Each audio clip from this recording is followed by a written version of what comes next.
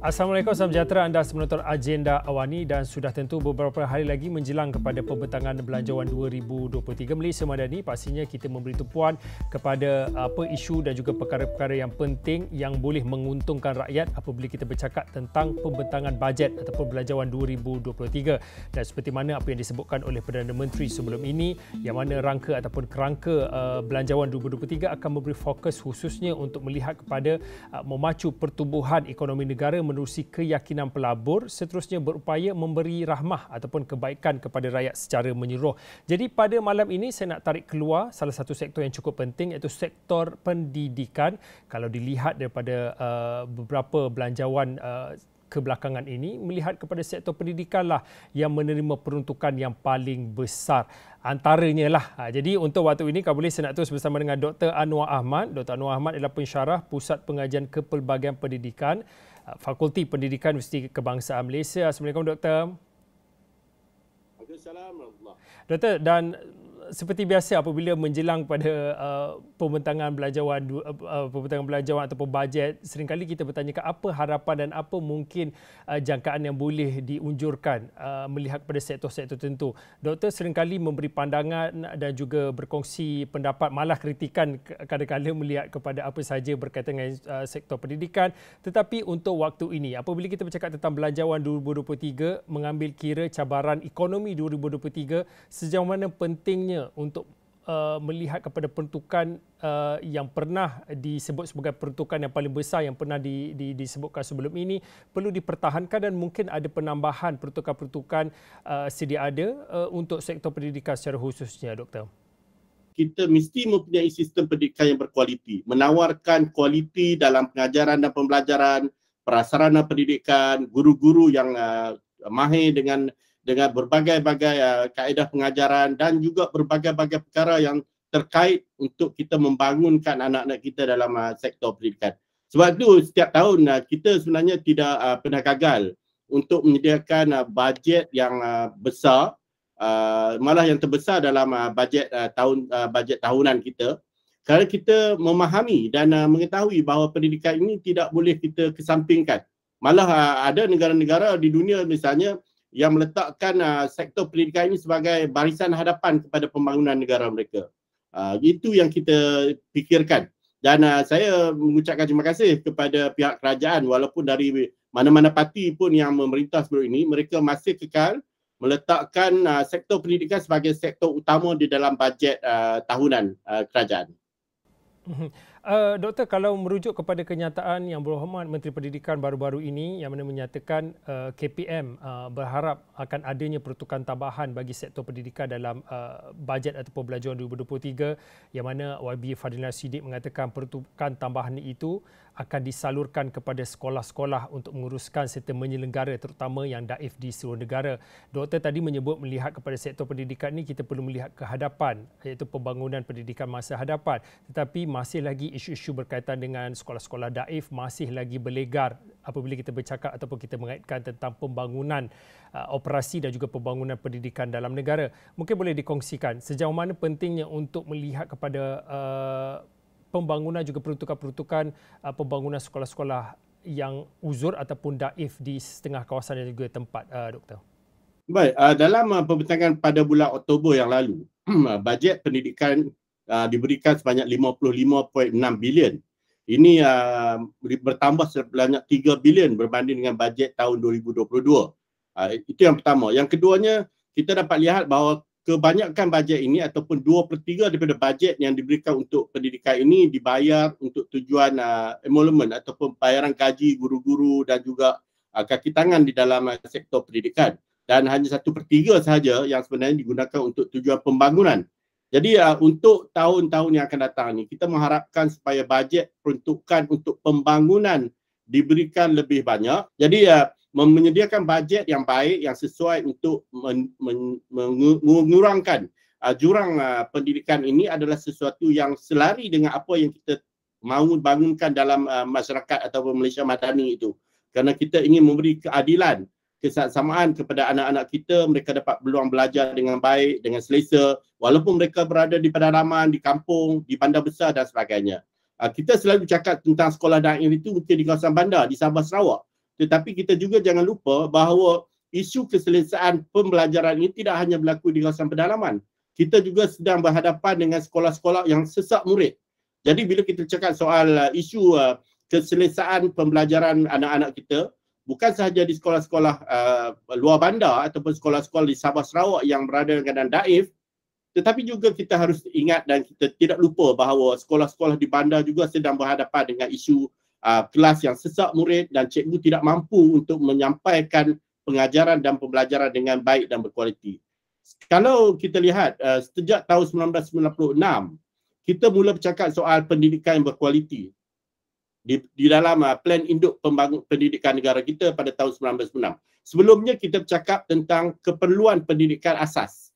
Asalkan ada sekolah, asalkan ada guru, asalkan ada proses yang berjalan, itu kita anggap sudah baik. Tetapi selepas 1996, kita mula bercakap soal pendidikan yang berkualiti. Sekolah yang baik, guru yang terlatih, prasarana sekolah yang hebat, penggunaan ICT dalam pembelajaran, pentafsiran bilik darjah yang lebih berkesan, yang mencerminkan kita tidak lagi bercakap soal pendidikan asas. Kita bercakap soal pendidikan yang berkualiti. Dan cabaran kita hari ini dalam menyediakan bajet yang lebih besar kepada pendidikan itu kerana kita ingin membangunkan sistem pendidikan yang berkualiti. Bukan lagi kita bercakap soal asalkan ada sekolah, tetapi kita bercakap tentang sekolah yang berkualiti, guru yang berkualiti, pentadbiran, sistem penyampaian yang berkualiti kepada sistem pendidikan negara kita. Doktor menyebut tentang keselesaan dan juga pendidikan kualiti dan juga kesejahteraan dalam pendidikan itu. Disebutkan tentang kita tidak perlu hanya melihat kepada sekolah-sekolah daif yang berada di pedalaman. Ya, itu benar, itu berlaku dan itu adalah realitinya. Seringkali apabila kita mendapat maklum ataupun berita yang selalu disebarkan di aplikasi media sosial bagaimana anak murid yang berada di kawasan pedalaman yang terpaksa melalui laluan TT untuk pergi ke sekolah, itu adalah realiti yang berlaku. Dan juga berkaitan dengan kesesakan dalam bilik darjah, iaitu di kawasan bandar secara khususnya disebutkan oleh doktor. Mungkin pada waktu ini secara keseluruhannya kita bukan melihat kepada bandar ataupun luar bandar, kita ingin bercakap tentang jurang keadilan dalam sistem pendidikan itu. Banyak pelan pendidikan telah pun dirangka ataupun telah pun disebutkan ataupun telah pun dibentangkan oleh Menteri Pendidikan yang baru ataupun yang sebelum ini, tetapi apabila isu-isu lama masih lagi melingkari dan juga masih lagi mengikat ataupun memberi halangan kepada perkara-perkara ataupun perkara hala tuju yang ingin dilakukan dalam sektor pendidikan. Bagaimana pada pandangan doktor, perkara isu-isu lama ini perlu diselesaikan secepat mungkin dan tidak perlu berlarutan? Kita bercakap tentang tahun 2023, kita bercakap tentang Pelan Pendidikan 2025, malah kita ada 2030, tetapi isu-isu lama ini masih lagi berlegar, doktor? Ya, betul. Isu lama masih berlegar dan sebab itu selalu saya tekankan soal perancangan yang strategik mesti dibangunkan oleh PPM. Saya bagi contoh, kita bercakap soal keciciran murid. Dah lama kita bercakap soal keciciran murid ni, dan pasca pandemik 2020 ni keciciran itu meningkat. Itu telah pun diakui sendiri oleh kementerian. Baik, kalau kita cakap soal keciciran murid, kita ada lebih daripada 7 jenis keciciran. Maksudnya dari sisi perancangan kita menggunakan bajet yang ada, kita mesti ada targeted sasaran. Kita mesti strategik. Misalnya kita bercakap soal murid yang tercicir daripada sekolah, yang berhenti sekolah. Apakah penyelesaian kepada isu murid yang berhenti sekolah lebih awal? Ada isu murid-murid yang masih bersekolah tetapi berisiko akan cicir. Jika tidak diuruskan dengan baik, mereka juga akan tercicir. Kita juga ada murid cicir literasi. Bermaksud murid-murid di sekolah rendah yang tidak mahir membaca, menulis dan mengira walaupun mereka sudah berada di tahun 4, tahun 5 dan tahun 6. Ini adalah satu masalah yang besar kerana apabila mereka masuk ke sekolah menengah, mereka tidak boleh belajar dengan selesa, dengan baik kerana kemahiran membaca, menulis, mengira adalah lemah. Kita juga ada isu murid miskin pembelajaran yang tidak ada prasarana pembelajaran, yang tidak ada kemudahan-kemudahan pembelajaran di rumah. Apa yang kita boleh bantu mereka di segi bajet ni? Kita juga ada murid cicir di kalangan orang asli. Kita juga ada murid cicir di kalangan prasekolah yang anak-anak kita belum masuk ke prasekolah. Sedangkan apabila mereka tidak masuk ke prasekolah, bila mereka masuk terus ke tahun 1, mereka ketinggalan berbanding kawan-kawan atau rakan-rakan mereka yang telah ke prasekolah. Kita juga ada murid-murid cicir gizi ataupun murid yang menghadapi masalah malnutrition ataupun pemakanan. pembesaran mereka tidak begitu baik berbanding dengan rakan-rakan lain. Mereka kurang khasiat, cara pemakanan mereka tidak sihat. Kita juga ada cicir OKU. Kita juga yang ada cicir di kalangan murid-murid ataupun pelajar-pelajar lepasan SPM yang sepatutnya mengambil SPM tapi mereka tidak mengambil SPM. Jadi kalau kita bercakap soal keciciran itu sendiri pun, kita sudah mempunyai banyak sasaran yang mesti kita teliti. Itu baru bercakap soal keciciran. Kita belum cakap lagi pelajar miskin, pelajar yang tidak boleh membaca, tidak boleh menguasai subjek-subjek sains, STEM, matematik, bahasa Melayu dan sebagainya. Jadi pada saya, dalam kita menerima bajet daripada kerajaan, KPM juga perlu menyediakan perancangan yang lebih strategik, yang lebih inklusif, yang lebih menyentuh kepada semua kumpulan yang memerlukan. Saya tidak fikir seperti sebelum ini bila kita menyediakan bantuan awal persekolahan di dalam bajet yang dibentangkan pada bulan Oktober yang lalu, kalau kita masih ingat, bantuan awal persekolahan itu diberikan pada semua murid-murid tanpa mengira berapa pendapatan ibu bapa mereka, sebanyak RM150. Pada saya itu tidak bersasar kerana bukan semua murid-murid memerlukan bantuan awal persekolahan, tetapi ada murid-murid yang lebih banyak memerlukan bantuan itu. Jadi saya rasa dalam kita menguruskan bajet ini, khususnya untuk sektor pendidikan, kita mesti mempunyai sasaran yang jelas dan apakah tindakan-tindakan dan langkah-langkah yang kita mahu ambil untuk menyelesaikan isu-isu yang tertunggak tadi.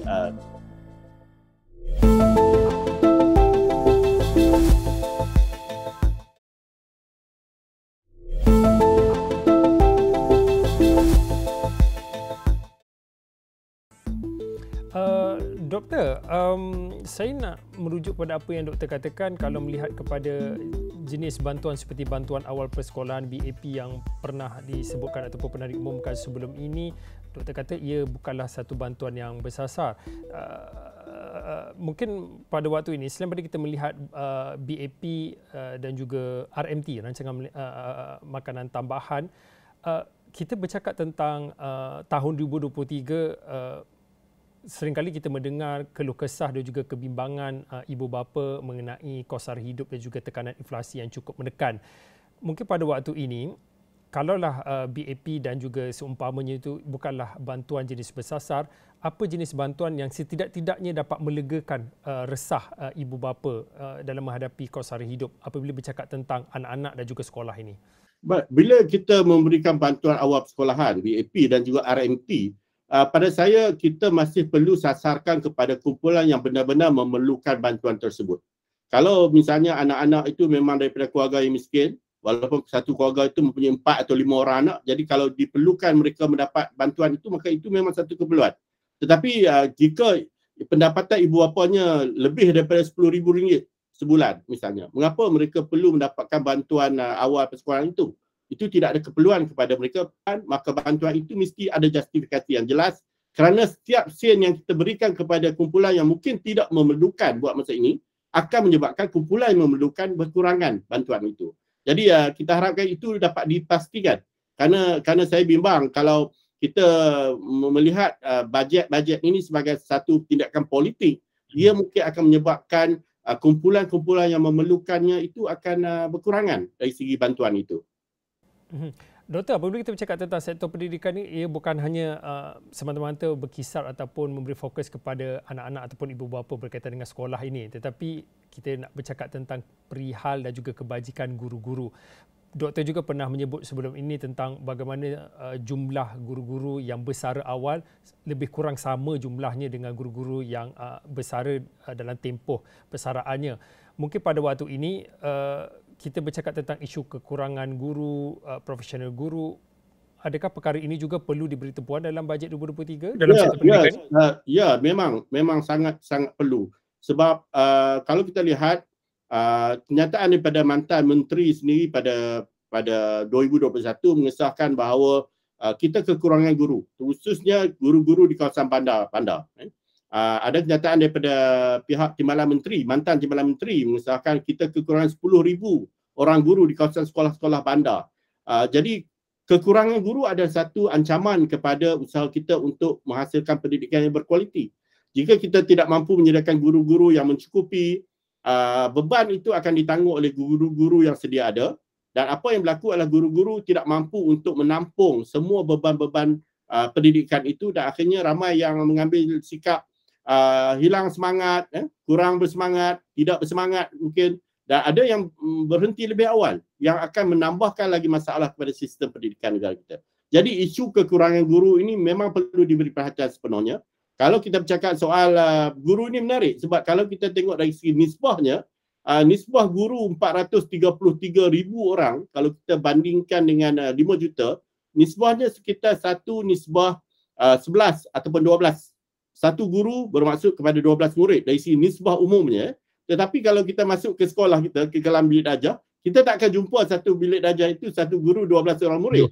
Ya, kita akan jumpa 45, itu biasa yang kita lihat. Jadi apa yang berlaku daripada sistem pendidikan kita? Di mana sebenarnya guru-guru ini berada? Jadi ada banyak pandangan, misalnya kerana kita mempunyai terlalu banyak mata pelajaran, sehingga kan nisbah itu mengurang disebabkan oleh bilangan mata pelajaran terlalu banyak yang sepatutnya kita boleh kurangkan.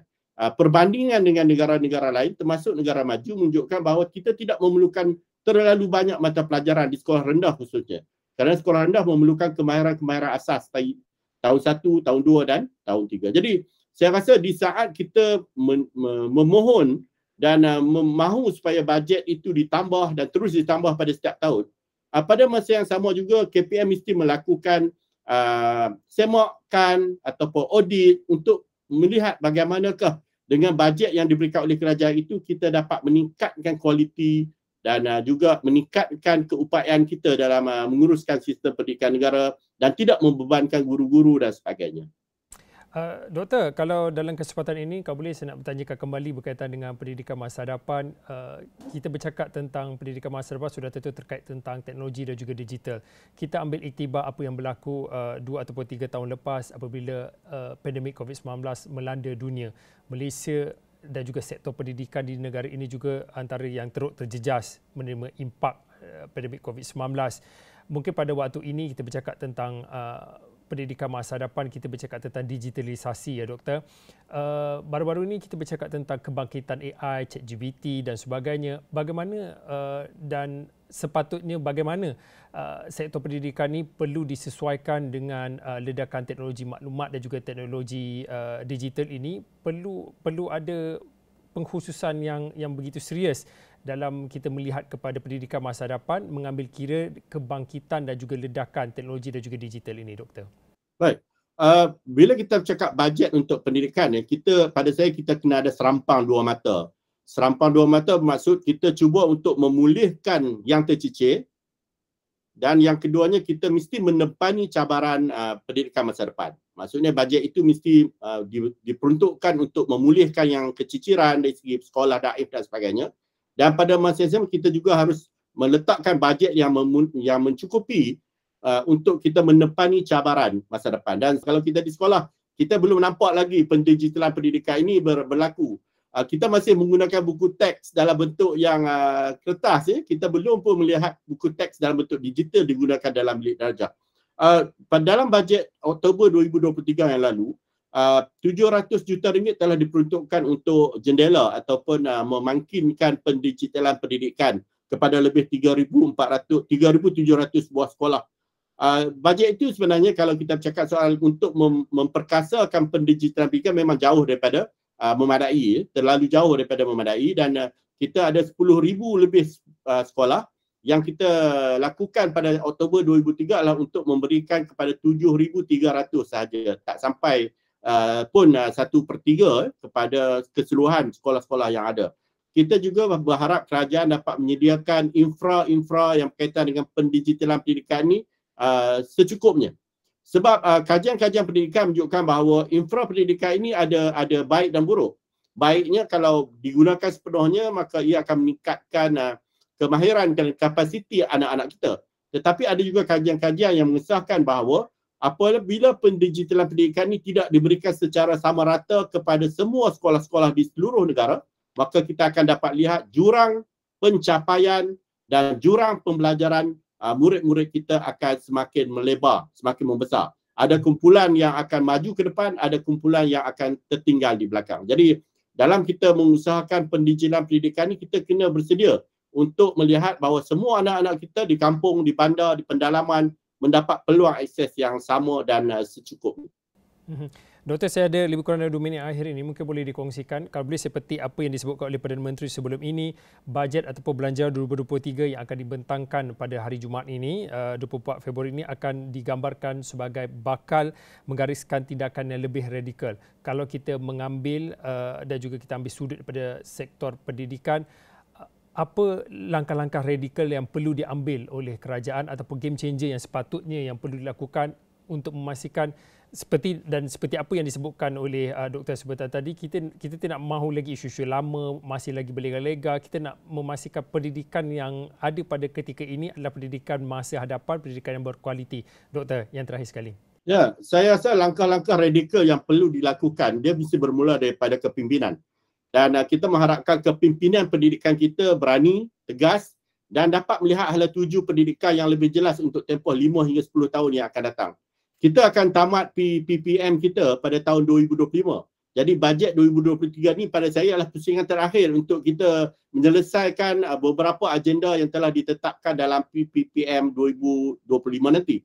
Itu yang pertama. Jadi mesti ada keberanian yang radikal kepada kepimpinan pendidikan kita untuk membuat keputusan-keputusan yang besar yang mungkin mencabar kebiasaan, yang mungkin di luar kotak, yang perlu kita lakukan jika kita ingin memajukan sistem pendidikan kita. Dan secara peribadi saya melihat Yang Berhormat Menteri Pendidikan YB Fazlina telah melakukan beberapa tindakan yang saya fikir agak radikal, menarik dan mendapat sambutan yang baik daripada guru-guru. Misalnya memansuhkan 7 beban tugas guru yang saya rasa sangat relevan untuk dimansuhkan, dan saya harap tindakan-tindakan sebegini diteruskan. Dan pastinya ini memerlukan keberanian, ketegasan dan juga kejelasan dari segi hala tuju ke mana kepimpinan pendidikan negara kita nak membawa sektor pendidikan untuk tempoh 5 hingga 10 tahun yang akan datang. Okey, baik, terima kasih Dr. Anwar Ahmad. Dr. Anwar Ahmad adalah pensyarah Pusat Pengajian Kepelbagaian Pendidikan Fakulti Pendidikan dari Universiti Kebangsaan Malaysia yang berkongsi pandangan berkaitan dengan menjelang pembentangan belanjawan 2023 melihat pada sektor dan juga sudut perspektif daripada sektor pendidikan. Baik, saya kira itu saja untuk waktu ini. Agenda Wani, saya Fauzin, kita jumpa lagi.